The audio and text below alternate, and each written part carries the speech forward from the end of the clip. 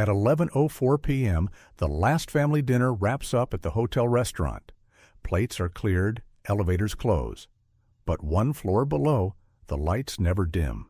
The casino floor has been running since 10 a.m. It will still be running at 6 in the morning. It does not close. It does not pause. It simply continues, organized, staffed, and watched. A casino floor is not a room. It is an operating system.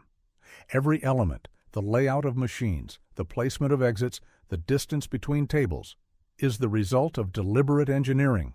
The carpet is intentional. The ceiling height is calculated. Even the absence of clocks is a design decision made at the architectural stage. The surveillance center sits above it all. In most large casinos, it occupies an entire floor. A room filled with monitors, dozens, sometimes hundreds, each one feeding live footage from a different angle. The operators call it the eye in the sky. It has been watching since the building opened. The cameras are not hidden. Most are visible, dome housings mounted in the ceiling, spaced every few meters across the floor. But their exact angle of view is never disclosed. A camera that appears to point left may be covering the table directly below it. The uncertainty is part of the design. Below the cameras, the floor has its own hierarchy. At the top of the visible structure is the casino manager, sometimes called the general manager or shift director. Beneath them, pit bosses, floor supervisors, and lead dealers. Each position has a defined zone of responsibility. Each zone overlaps slightly with the next. This is not an accident. The dealer is the front line. They are trained for months before touching a live table. Hand speed, chip handling, card pitch. The mechanics of dealing are standardized, not for aesthetics, but for surveillance. Every motion must be readable from above. Every chip movement must be visible to the cameras. Dealers are taught to show their hands open, palms up, after every transaction. It is called clearing the hands.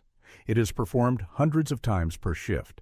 The chip cage is the financial center of the floor. Every chip in play has a tracked origin. Cages operate under strict counting protocols. A cage supervisor never works alone. 2 sets of eyes on every transaction. Chips are counted, verified, and logged before they are issued, and counted again when they return. Every casino operates within a regulatory framework. Gaming commissions set the rules. Operators follow them, or lose their license. Internal compliance teams conduct audits. They review footage. They cross-reference chip counts. They follow the money, not as investigators, but as accountants of a system that must be perfectly transparent to its regulators. Midnight. The floor is at peak capacity. At the baccarat tables, the minimum bet is $500. At the main slot banks, machine activity is tracked in real time by a central server. The system logs every spin, every payout, every malfunction. If a machine pays out incorrectly, the system flags it within seconds. The slot machines are not mechanical anymore. They are networked computers in a metal cabinet. Each machine is connected to a central gaming system, a server cluster that monitors yield, uptime, and payout ratios across the entire floor.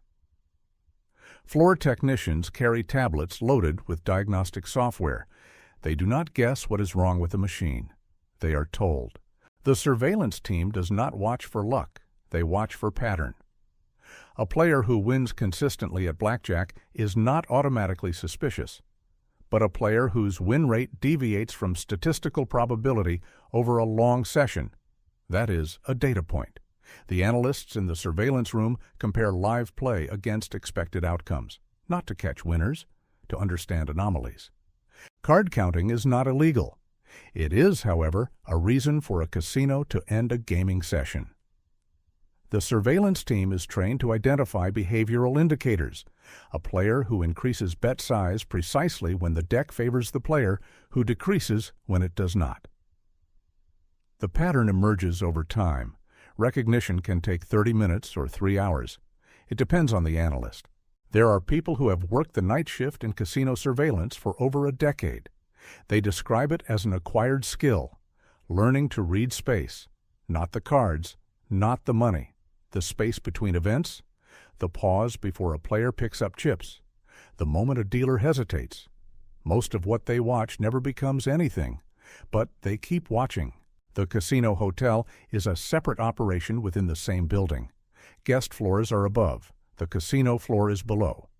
But they share a back-of-house infrastructure, service elevators, kitchen supply lines, security dispatch, and HVAC systems, all running through the same utility corridors. The hotel night audit team works alongside the gaming operations team, two different departments, the same building, the same hours. The casino floor's air handling system runs independently of the hotel. Fresh air is circulated on a separate loop. The ventilation system is calibrated to manage temperature, humidity, and, in older properties, smoke filtration. The HVAC technicians who maintain it often work during low-traffic hours, 5 a.m. to 9 a.m., a 2-hour window when the floor is quietest but never empty. The security team operates in layers. Uniformed officers are visible on the floor, a deterrent by design. Plainclothes security circulates among guests, and above, the surveillance team maintains continuous observation. These layers do not replace each other. Each catches what the others might miss. The overlap is a feature, not redundancy. At 2 a.m., the poker room reaches its quietest operational state. 6 tables remain active. 3 have gone dark. The quiet of a poker room is not the quiet of absence. It is the quiet of concentration. Players track each other across hours. The dealer is the only neutral figure in the room, methodical, consistent, emotionally unreadable. The count room is the most restricted space in the casino. It has no windows. Access is logged and time-stamped. Every person who enters is recorded. The cash dropped from slot machine hoppers and table drop boxes is transported here under escort, then counted, verified, and entered into the financial record. The count happens every day, usually between 6 and 10 in the morning. The drop boxes are secured metal containers mounted beneath each gaming table. At the end of each shift, or at specified intervals, the boxes are collected by a transport team with key control. 2 people carry the boxes. 1 carries the keys. They are different people. The keys and the boxes never travel together. Gaming regulators conduct unannounced audits. They arrive without warning. They review chip counts, table records, and surveillance logs. They may request footage from any date within a retention window, typically 90 days. All footage is stored on-site and, in larger operations, backed up off-site. The audit is not a surprise to the casino. It is expected. It is part of the design. The casino floor does not look like an operational environment. That is intentional. Carpets absorb sound. Lighting softens edges. Music is calibrated to tempo, not too fast, not too slow. The environmental design reduces physiological stress indicators in the people who work there and extends the average time guests remain at the tables. It is a designed space. Every element has a function. The casino's responsible gaming team operates from a dedicated office adjacent to the floor. Their role is not to remove players. Their role is to monitor for behavioral indicators that may suggest distress and to make appropriate interventions through trained staff. They maintain contact lists. They conduct check-ins. In some jurisdictions, a self-exclusion registry allows individuals to formally request removal from gaming environments. The casino is legally obligated to honor it. 3 a.m. The main floor is at 60% capacity. High-limit rooms, however, operate differently. A separate space, sometimes elevated, sometimes partitioned, where table minimums begin at $1,000. Fewer cameras are visible, but coverage is actually denser. Every square foot of the high-limit area is observed from multiple angles simultaneously. The facial recognition question is more complex than it appears. Some jurisdictions have strict limits on biometric data collection. Others permit it. The technology exists and has been deployed in trial phases in some properties. But its legal use in gaming environments is governed by the same regulators who oversee every other aspect of casino operations. Its presence, or absence, is a compliance decision, not a technical one. The casino's IT infrastructure is extensive. Player tracking systems tied to loyalty cards, log machine interaction, table play, beverage orders, and hotel stays. The data is used for marketing, for comps, for capacity forecasting. It is also used by the compliance team. A player who claims never to have visited the property while the system shows 14 visits in 90 days creates a discrepancy that requires resolution. The beverage operation runs parallel to the gaming operation. Servers circulate continuously through the floor. In most jurisdictions, beverage service on the gaming floor is regulated. Hours of service, type of beverages, and, in some regions, strict limits on comped alcohol. The servers are trained in recognizing the same behavioral indicators as the security team. They report to floor supervisors. They are part of the network. 4 a.m. The shift begins to change. The outgoing team performs handover briefings. Every incident from the previous 8 hours is documented. Machine malfunctions, unusual transactions, security events. The incoming shift reads the report before they step onto the floor. The building does not pause for the transition. The floor stays open. The housekeeping team arrives on the floor at 5 a.m. They work around active machines and occupied tables, vacuuming slot rows while players are present, wiping surfaces between hands. They are invisible in the way that essential workers often are, present at the margins of the operational picture, keeping the environment functional without interrupting it. The electronic gaming systems are not static. Game libraries are updated. New titles are added. Underperforming machines are rotated out. The floor map changes quarterly. Machines that consistently show lower engagement metrics are repositioned or replaced. This is not done by instinct. It is done by data. Every slot machine produces a performance report. The floor layout is a living document. The table game pit is a geometric arrangement. Tables are positioned so that the pit boss in the center can see every dealer's hands simultaneously. The geometry is not decorative, it is functional. A pit boss who cannot see a dealer's hands is a gap in the system. The layout eliminates gaps. Some incidents on the casino floor are minor, a machine malfunction, a disputed payout. These are resolved by floor staff with surveillance review if needed. Others require a different level of response. Theft, fraud, a guest in medical distress. The casino has a first aid protocol, an on-call medical team for larger properties, a direct line to emergency services. The building is designed to handle crises quietly. The currency exchange operation connects the casino to the broader financial system. Guests arrive with cash, credit, wire transfers, and, in high-limit areas, verified bank documentation. The casino cage processes transactions under strict anti-money laundering regulations. Transactions over specified thresholds must be reported to financial regulators. It is called a currency transaction report. It is mandatory. It is filed automatically. 7 a.m. Light does not enter the casino floor. There are no windows. But the shift has changed. The morning team is settling in. For the incoming dealer, this is the beginning of the day. For the one walking out, it is the end. They pass each other at the employee entrance, one moving toward the light, the other moving into the floor.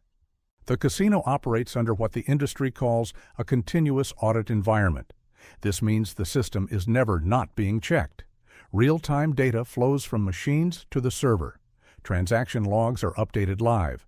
Surveillance footage is retained and indexed. There is no gap in the record. The record is the operation. Outside, the city is waking up. Traffic is building. Shops are unlocking. Inside the casino, this is invisible. The morning light does not touch the floor. The rhythm of the external world does not govern the rhythm of this one. The casino floor exists in its own time. That is, in part, the point. The people who work nights in a casino describe a particular kind of schedule adaptation. The body adjusts. Sleep happens during the day in darkened rooms. Meals shift by 6 or 8 hours. Social life requires coordination with people who live differently. It is not complained about often. It is described as a different kind of normal. A parallel calendar. The surveillance system is designed for one primary outcome: accountability. Not punishment, accountability. The footage is not reviewed in real time for every player. It is retained in case review is required. Most of it is never watched again, but all of it is stored, because the system does not know in advance what it will need to prove. The casino's internal communication system links surveillance, security, cage, gaming operations, and facilities management on a shared radio and messaging platform. A floor supervisor can alert the surveillance team in seconds. The surveillance team can alert security without leaving the monitor room. The cage can flag an anomalous transaction to compliance before the guest has left the window. The system is fast because it has been designed to be. The machines do not need to be watched by people to be monitored. The software does it automatically. Payout variances, door open alerts, bill validator jams. Every hardware event is logged. The casino floor generates hundreds of machine event records per hour. Most are routine, but each one is permanent, filed, indexed, retrievable. At 8 a.m., the floor is at its lowest point of the day, 40% capacity, maybe less. The players who remain have been there for hours. The dealers rotate to their third or fourth position of the morning. The pit boss has changed twice, but the surveillance team is still watching. The count room has almost finished its work. The data center continues its background hum. This is the quietest the system gets. It is still fully operational. This is a system that runs without announcement. Nobody explains what is happening behind the carpet, above the ceiling, inside the servers. The guest at a slot machine does not see the compliance team. They do not see the count room. They do not see the network of people coordinating the floor's operation across 8-hour cycles. They see the machine. They see the table. They see the light. The casino floor is, in operational terms, one of the most observed environments on Earth, more cameras per square foot than most airports. More financial transactions logged per hour than most retail environments manage in a day. More regulatory requirements than many public utilities. It is a tightly managed system that presents itself as entertainment. Both things are true simultaneously. At 9 a.m., the day shift settles in fully. Lighting remains unchanged. The floor looks the same as it did at 9 p.m. last night. That sameness is the design. The casino does not telegraph time. It does not signal morning or night. It offers a consistent environment in which the only relevant measure is the game in front of you. The system is designed to sustain your attention, and it is very good at what it does. The surveillance footage from last night is stored. The chip counts from the count room have been filed. The incident reports from 3 shifts are logged. The system has produced its record. The machine event logs have synced. The compliance team will review the overnight reports before noon. Everything that happened in documentation. The casino floor does not have a memory of its own. The data does. The casino floor does not reset. It continues. The shift changes, the players change, the dealers rotate, but the floor itself never goes dark. Somewhere in this building, at any hour of any day, someone is watching a monitor. Someone is counting chips. Someone is standing at the edge of a pit, doing the same thing they did last night and will do again tomorrow. The system sustains itself. That is what systems do. Under this video, there's a subscribe button. It's a small action, but it helps reveal the systems most people never notice. If you're curious about how everyday life actually functions, consider subscribing. And tell us, where are you watching from? Have you ever worked behind the scenes of a system like this?